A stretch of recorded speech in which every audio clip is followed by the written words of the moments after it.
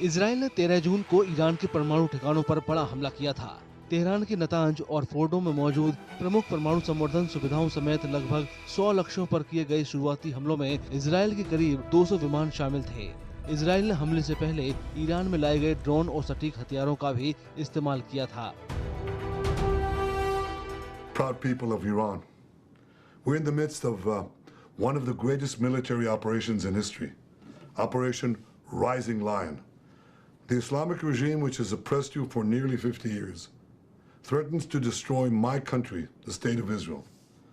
The objective of Israel's military operation is to remove this threat, both the nuclear threat and the ballistic missile threat to Israel. And as we achieve our objectives, we're also clearing the path for you to achieve your objective, which is freedom. In the past 24 hours, we've taken out top military commanders, senior nuclear scientists, the Islamic regime's most significant enrichment facility, and a large portion of its ballistic missile arsenal. More is on the way.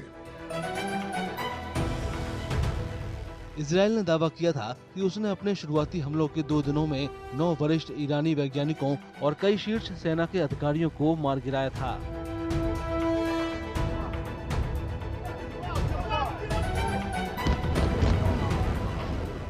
जवाबी कार्रवाई में Iran ने 14 जून को missile हमले किए, जिसमें Israel में कम से कम 3 लोग मारे गए।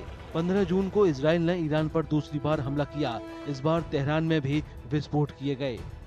ईरान के संयुक्त राष्ट्र राजदूत ने कहा कि इजरायली हवाई हमलों में 78 लोग मारे गए और 320 से ज्यादा घायल हुए। ईरान के सबसे बड़े नेता अयातुल्ला अली खामनेई ने हमलों के लिए कड़ी सजा देने की कसम खाई। مطلبی که مایل بودم با ملت عزیزمون در میان بذارم اینه که رژیم صهیونیستی اشتباه بزرگی کرد، خطای بزرگی کرد، غلطی کرد و عواقب او رو بیچاره خواهد کرد به توفیق الهی. ملت ایران از خون شهدای گرانقدر نخواهد گذشت، از تجاوز با آسمان کشورش صرف نظر نخواهد کرد. نیروهای مسلح ما آماده هستند و مسئولین کشور و همه آحاد مردم پشت سر نیروهای مسلح‌اند. 22 जून को अमेरिकी राष्ट्रपति डोनाल्ड ट्रंप ने बताया था कि अमेरिकी सेना सीधे इजरायल के हवाई अभियान में शामिल हो गई थी, जिसमें 3 ईरानी परमाणु स्थलों पर हमला किया गया था।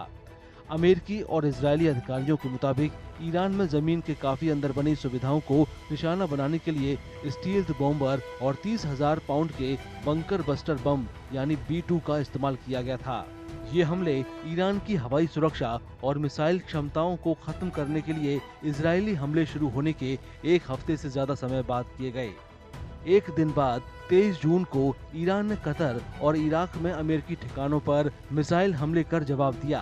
अल उदीद एयरबेस को निशाना बनाया और दोहा में हवाई हमले के सायरन और इंटरसेप्टर फायर को ट्रिगर किया।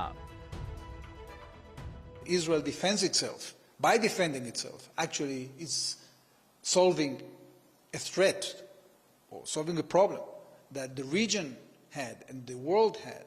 And therefore, of course, it's a concern of the United States as well. And the two leaders are going to continue talking about that to see what are the best options going forward. Israel will take all the measures it needs in order to defend itself, and we are grateful to the United States for backing us up. 24 जून को Israel और Iran ने राष्ट्रपति Trump की ओर से प्रस्तावित युद्ध विराम समझौते को स्वीकार कर लिया। इससे 12 दिनों का युद्ध खत्म हो गया, लेकिन ईरान और इजरायल दोनों एक दूसरे पर सीज फायर का उल्लंघन करने का आरोप लगाते रहे। ईरान ने इजरायल पर मिसाइलें दागी, जिसमें कम से कम 4 इजरायली मारे गए और इजरायल ने भी सुबह हवाई हमलों के साथ जवाब दिया। युद्ध विराम की घोषणा से पहले अमेरिकी राष्ट्रपति डोनाल्ड ट्रंप ने संघर्ष को 12 दिन का युद्ध नाम दिया था। राष्ट्रपति ट्रंप ने ईरान और इजराइल दोनों की युद्ध विराम उल्लंघन और इसके बावजूद लगातार हमलों के लिए निंदा की। I think they both violated it.